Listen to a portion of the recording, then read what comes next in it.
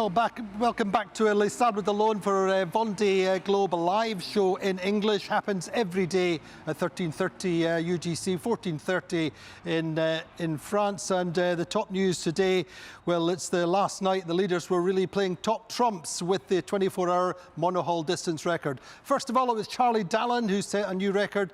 Thomas Riong responded, and then it was the sailor who was already holding the record, Johan Richomme, who came away with a 579.1 nautical mile 24-hour record, and the conditions really were fantastic for record setting. And the leaders of the race have the best of the breeze. They had about 15-17 knots of breeze and flat water. The fleet is generally splitting. We're seeing the daggerboard boats starting to slow and sailing a more direct downwind course, so we're going to see the fleet split apart more. Charlie Dallin is 43 miles ahead in the lead this morning. Sam Goodchild is in 8th, Sam Davis is in 10th, and Juju Justine Metro is in 11th. And my guest today, well, we have Dee Caffari back on the hot seat on the plateau with us. Dee's taking over for the next week while I have a little bit of a break. And Lorient new father, Will Harris from the Militia Sea Explorer team. Will, how's life? You're just back from the hospital. Yeah, I just got back. No, all's very well. All's going well with the new baby and mum. And no, it's a bit like offshore sailing, I guess, the night times again. So something I'm well used to, but happy to be home. And it's been great tracking this very exciting Vendée Globe race, key moment of the race as well. Well, you say that key moment of the race. How important is this phase as you see it at the moment? Yeah, I mean, it's really the time of the race. You know, a lot of these boats are designed around trying to reach this first Southern Ocean system, and that's what that front group is in there. They've reached that first low depression, which is basically a train ride, a sleigh ride into that Southern Ocean and towards the Cape of Good Hope. So really important to be clinging onto that and to be in that same group as the others and staying in the same system at the moment. We were seeing that the conditions are not what you might imagine for setting records. The breeze is relatively modest, but the key is the wind angle and the flat seas. Yeah, all that record setting we've been seeing last night, it's really sort of the perfect storm is what the boats are looking for there. They're looking for that perfect combination of being right in front of a good front which is going to be bringing continuous wind. They need a nice runway, so they've got a nice straight line all the way towards Cape Town and South Africa. And finally, they need that flat water. You know, every time that the waves start to pick up, it slows the boats down. It means that there's a bit more drag and friction from the waves sort of bouncing off the front of the boat. So this nice combination of being in this flat water just ahead of the front is a perfect scenario for these boats to be breaking and setting new records. And I guess we're seeing these records being smashed every few hours now. So the next few days, I think we can definitely see more of it still. Clearly, the vulnerable and Paprec Archaea boats have a little bit of an edge on this in these conditions. Yeah, we've just managed to see Tom Orient and Johan Richomme sort of starting to sneak up on Charlie there a bit. They've just got that slightly higher average speeds in these slightly stronger winds, and as the boats sort of head towards the southeast, they start to get into slightly more waves, and that's, I think, is making it a little bit harder for Charlie. But to be honest, Charlie was the first one to set the record last night, and he's managing to keep up nicely. So it's definitely not something that will be phasing him, I think. And as we get further south, we'll have to see how these different boat designs play out. But the thing that was really important was that these group of boats, they all end up being in the same system. And as we look back through the fleet, we can see it's being slightly more challenging for once you get sort of beyond 6th or 7th place. It's slightly harder for the other boats to be keeping up pace with those front runners. So it's really a sort of a textbook example of boats heading into the Southern Ocean like this and heading towards Cape Town. So very key moment of the race, I think. I mean, we're just over 2 weeks into the race. What's life like on board in this phase of the race? Well, it's interesting. They've just done the trade winds, the doldrums. They're heading down. They know it gets colder, and that transition happens really quickly, especially at the speeds they're doing. So where you think you might have time to check everything and do your final checks before you head into the Southern Ocean, they're too late for that. They're on the train and they're going, and all they then need to do is just accommodate the weather change. The temperatures are going to drop, and suddenly it's going to be wet and cold, and they're going to feel it really quickly. Thank you, T. We've got, hopefully, Alan Roura on board Hublot. Alan, how are you? Great to see you. Hey, good afternoon. Well, I'm pretty good. It's sunny and warm here, so try to make the boat sailing fast, but it's just 10 knots of wind, so it's not really windy at the moment. Alan, it's Dee here. Really lovely to see you smiling. A couple of days ago, we lived through your hydraulic ram issues and the repairs you made. Is everything good and the rest of the boat holding up? Well, now it's all drying at the moment. I spent all the morning on it, so hopefully it's fixed. I will know that tomorrow morning when everything will be dry. That will help because I can't change the rake of the foil, so I'm stuck for the moment. Yeah, I'm quite happy of my reparation, and hopefully going back racing as soon as possible. Alan, just to explain a little more detail what's happened. Well, I had so the pump to rake the foil, so I can count 5 degrees the foil, so it makes the boat flying or not. And the pump has a leak.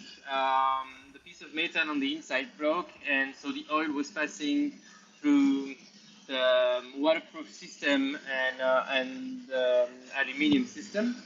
So I had to take off one of the 6, we call it piston, on the inside arm, and so I took one off and I pulled it up. I fixed it, and now we'll see with the epoxy, Sikaflex, all black now, and see if it works. But Alan, as we always say, the Vendée Globe is one challenge a day, and you seem to be coping admirably.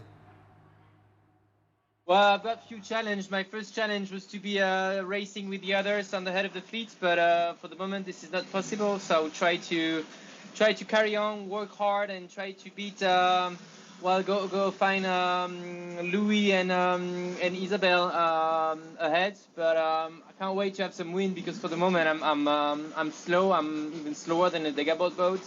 I've got foils on the water, and it's 10 knots of wind for like the 3 last days. So it's hard to make the boat going fast. But I can't wait to have 15 to 20 knots of wind and some downwind again, and try to go back on the race as soon as possible. And looking at the weather, Alan, what do you see ahead for the next 24, 48 hours? Is that breeze going to come back? Well, it doesn't look like it's going to come back as soon as possible. It looks like it's going to be quite tricky, light for the moment, and then the wind's going to come back, but actually we won't have some big strong wind to get back to, to get down to Cape of Good Hope. So yeah, it's going to be quite slow for us, but I imagine that part of the head of the fleet, they won't make it to with the first depression. So we might come back to them at one point. That's what I hope. But the weather, it's really strange at the moment. We can do actually quite straight direction from Rio to Cape of Good Hope, but in light wind. So which is it's good because it's a straight line, but it's slow because it's no wind. Alan, what's life like on board your boat? Obviously, you spend most of the time inside in this heat. It must be quite unpleasant. It's really warm, but actually, I think it's less warm than other boats because I can open some hatches, and the air is passing through all the boats. And even tonight, I was cold, so I find a way to make ventilation in the boat, and that's really, really cool. But yeah, life is hard. It's harder when it's light wind because you don't really feel the wind changes and how to tighten the sails and everything. So that's you need to go out. You need to check everything all the time. But I'm pretty happy with the boat till now. So keep pushing on. Alan, you're looking forward to being in the south in a few days' time. I can't wait to be on the southern. I'm doing the Vendée Globe to get back to the Southern Ocean, so it's nice to sail in 10 knots and 30 degrees. That's it's cool, but that's more like family cruising. I like to be in Southern Ocean and big waves, strong wind, boat surfing, and that's the Vendée Globe. Now it's more like cruising transatlantic arc race. You know, it's flat sea, 10 knots, boring. So yeah, I can't wait to go back. where everything begins, the real Vendée Globe. Well, you need to make the most of the next days of light weather because that'll be your last chance to have a nice shower and be clean before you head south for a few weeks then. I know, I'm trying to take some shower every day. I'm smelling some hydraulic oils everywhere for the moment, so I take shower and shower. But yeah, I prefer not taking shower but going fast than taking shower and be slow. Yeah, I totally understand that. Great stuff, Alan. Lovely to see you smiling and dealing with a little bit of adversity the way you are. And we'll catch up in a few days. So have a great day. Thank you. Have a nice day, everybody. So, Will Harrison, your reaction to Alan Roura, who's had a few problems?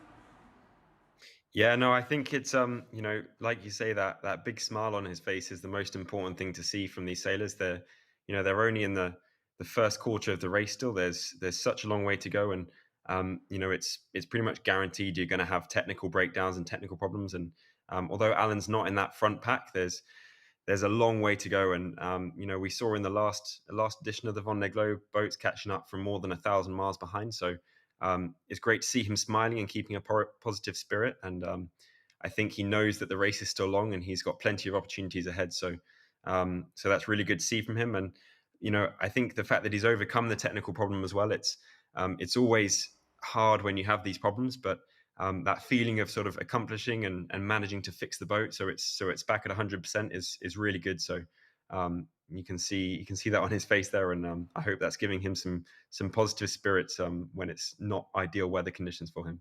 And Dee clearly super motivated to get in the south. That's where he feels at home. Yeah, I mean, that's one of the reasons I think so many of us keep going back to do round the world because actually the Southern Oceans you're really privileged to sail down there, and it is some of the best sailing you can do. It's remote and hostile, but it is awesome. Thanks, Dee. Boris Herman was explaining last night the situation just coming into this low pressure system, explaining just the situation going towards, almost directly towards Cape Town. And this was Boris last night. The 15 sunsets. Here, 5,000 kilometers is Cape Town.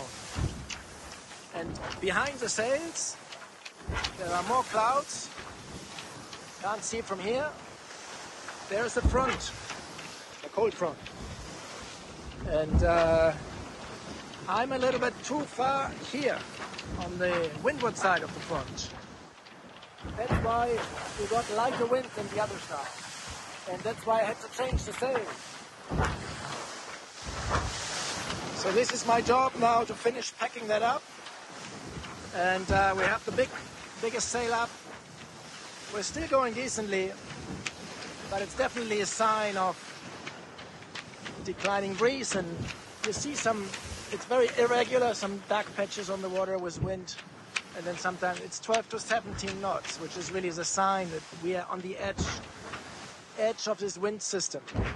Because later in the night, the wind is supposed to shift right, and then we're going to be on this smaller, faster sail again. So, Will, time for Boris to be a little bit patient, I think, at the moment, eh? Yeah, you know, exactly. It's probably a very nerve-wracking time on board for him and the other boats around him. I think there's Pip Hare there as well, and Benjamin Dutroux. They've literally been sitting just behind that front pack, only 100 or 200 miles behind. And the last few days, we've just seen that those front runners are able to stick nicely in that front, and life is nice and easy for them. Although it's fast and wet and wild, you know, they don't have to think too much. Whereas, you know, Boris is having to sort of change between sails and really get every little boat speed out of his boat in order to keep up with the others and effectively stay on the train ride. So it's good to see him sort of fairly relaxed, but I'm glad to see he's pushing the boat hard and trying to make the most of the conditions, and you know, hopefully he can stick on that train ride and keep going.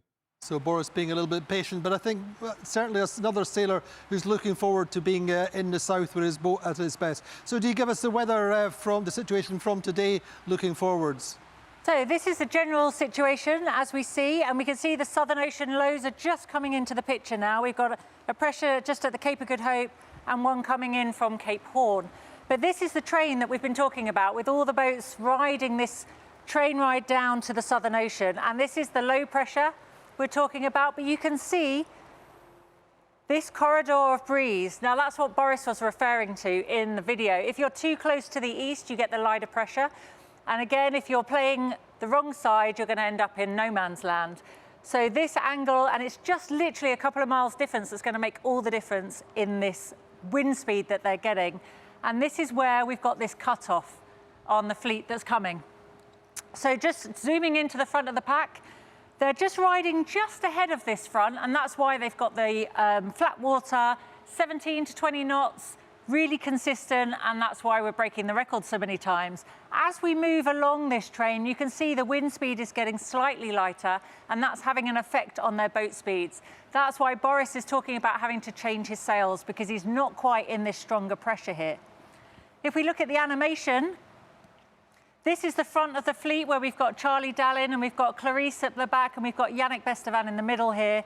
You can see the risk that Clarice has just dropping off the back of that weather system where the others stay with it. So that's what we're going to look ahead to. And at the back of the fleet, we've got Koji, we've got Conrad, and we can see them being routed here, and they don't ride the train. They're getting left behind, and they're going to have a very different system, and they're going to have less wind, a less favourable angle, and a much longer distance to sail. Thank you, Dee. So, Will, pretty tough in some respects for the daggerboard boats, but they're having a great race. Yeah, you know, I think it's great to see how closely packed together those daggerboard boats are. The racing is it's a bit like a solitaire de Figaro, to be honest. It's very tight. You saw those routings there that Dee was showing, where they're doing lots of maneuvers. They're going to have to think a lot more tactically about how to get towards Cape Town and how to actually stay ahead of the others. But definitely, you know, that weather system has really sort of left them behind, and it's really giving that big separation between the foilers and the non-foilers. And although we'd expect it to happen, it's really happening a lot more defined way than usually it would be, and it's really creating a big cutoff in the fleet. One sailor who it's all new for among the rookies is Benjamin Ferry, and we spoke with him this morning. He was saying that it's really starting to feel like they're living like animals. Bah là, ça y est, j'ai dépassé le temps maximum que j'ai passé en IMOCA depuis le début de ma vie, quoi. Donc c'est sûr que c'est pas la même. Il y a le passage de l'équateur qui était pour la première fois de ma vie. Il y a plein de nouveautés, donc c'est sûr que le rapport au temps, il n'est pas forcément le même. C'est marrant parce que tu redeviens un peu animal, quoi. Et du coup, je sais plus très bien le nombre de jours, depuis combien de jours on est parti, etc. Mais par contre, je me cale sur le soleil. Et donc, comme un petit animal, quoi. Tu te nourris avant la tombée de la nuit. La nuit, tu essaies de dormir un peu plus. La journée, tu fais des siestes parce que, en fait, comme un petit lionceau dans la savane, tu vois, il fait tellement chaud la journée. Et la nuit, tu vas chasser et tu te nourris. Et moi, c'est un peu pareil, quoi. J'ai pris le rythme d'un petit animal dans la savane. Dee, very definitely one of the characters of this race, Benjamin Loving Ferry. it. He's smiling all the time, but all these experiences from now on, from the equator onwards, it's brand new to him. Time on a boat, Southern Ocean, he has no idea what's laying ahead, so I think his reactions are going to be golden this race. Somebody who is very much more acquainted with the situation at the moment and ahead is Sam Davis, and we caught up with Sam this morning, sun as ever, smiling on the righteous. How's your Monday going so far? It's a good Monday so far. I managed to make my breakfast without spilling it. And the next challenge is to see whether I can eat my breakfast without spilling it. How hard is it to set the cursor? How do you decide how fast you're pushing?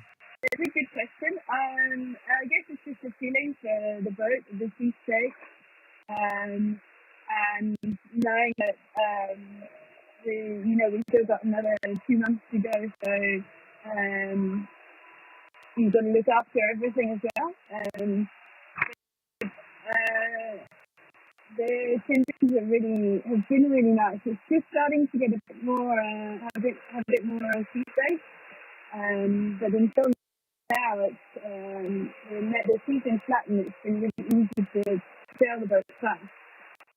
And Sam, talk to us about life on board at the moment. Some of the other skippers are saying you live like animals. For sure, you have to keep life very simple in these fast conditions. And so it's all about being organised before you go fast, so that everything's in the right place. You know, the stacks in the right place, and you've got everything you need kind of near the nav street. And so, yeah, there's not much kind of spinning out on deck because there's a bit of water on deck. Yeah, it's more about just keeping watch over everything. Small trim adjustments depending on the wind speed. Yeah, Sam, Benjamin Ferry was saying he's like a lion, a baby lion in the savannah. I think you're like a happy Labrador. Yeah, I'm pretty happy. It's the conditions are great in the day class, and then I'm just looking. You know, I know this race is really long now. We've got a long way to go. Our boats have got a long way to go. Apologies there, the sound with Sam is a little bit chopped up. Dee's going to give us a very, very quick summary. Absolutely. So our happy Labrador, was really happy because she'd made her breakfast without spilling it, and next she was hoping to eat it without spilling it. And then when we asked her about how to stay on the train and manage the boat speed, she was like, it's all about managing what the boat is capable of and making sure. She knows it's a really long race. But she felt that she was in a good position. She was lacking for power yesterday, but she feels the wind's filled in today.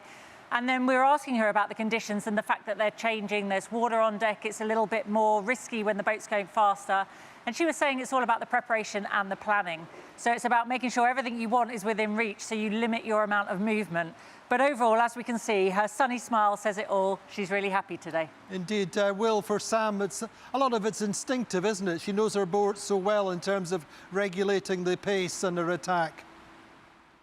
Yeah, you know, Sam's no newcomer to the Vendée Globe, and I think 15 days into the race, all these sailors and skippers are getting into their rhythms and their routines now, and I think at this point of the race, this is what keeps bringing them back to doing more Vendée Globes, to be honest, because they love that rhythm of sailing, of pushing the bow and trimming the bow, and you know, she was talking about all those small adjustments she was doing, but at the same time they've got to manage the boat, they've got to manage themselves, eat and sleep and things like this, and she seems in a great place in that sense, and seems very happy to be up with that front group and finding some wind, I think. Great stuff. Will, Dee, take us through the situation just now in terms of the positions of the boats in the classement. So we can see we're actually spanning two hemispheres now, with Charlie Dallin leading, and we've got Xabi just still approaching the equator. And then, so looking at the rankings, we can see our front runners are all our previous 24-hour record holders in order. Charlie was first, then Thomas beat him, and Joan's current holder yet again. As for our internationals, Sam Goodchild's hanging in there with the previous generation boats, are doing great. We scroll through and we've got the girls all sat together. Sam Davis, who we just spoke to, Justine Metro just behind, and Clarice with them. Boris as well, we're seeing having to do a few sail changes. And we've got Pip Hare in that chasing group trying to hang on to those front runners. And then further back, we've got Isabel Josh, and then Conrad Coleman sat with Alan Roura, who we spoke to today, Giancarlo Pedotti.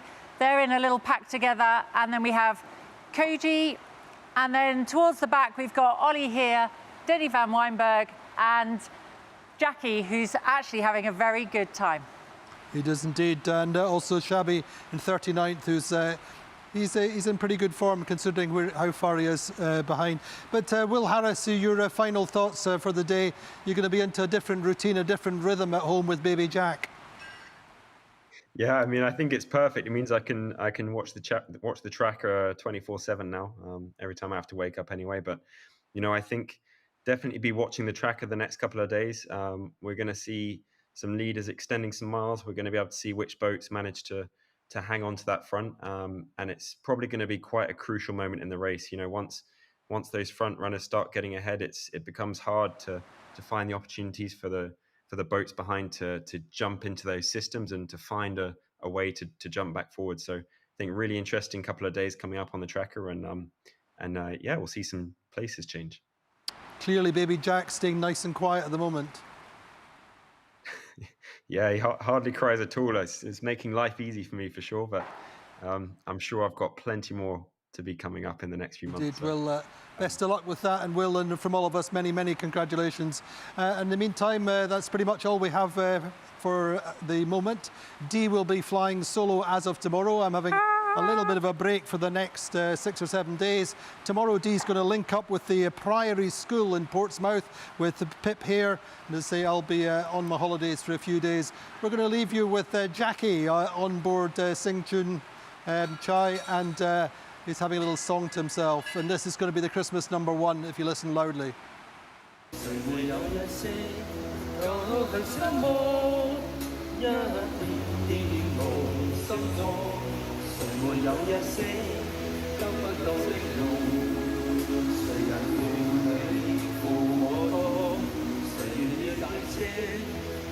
không bỏ lỡ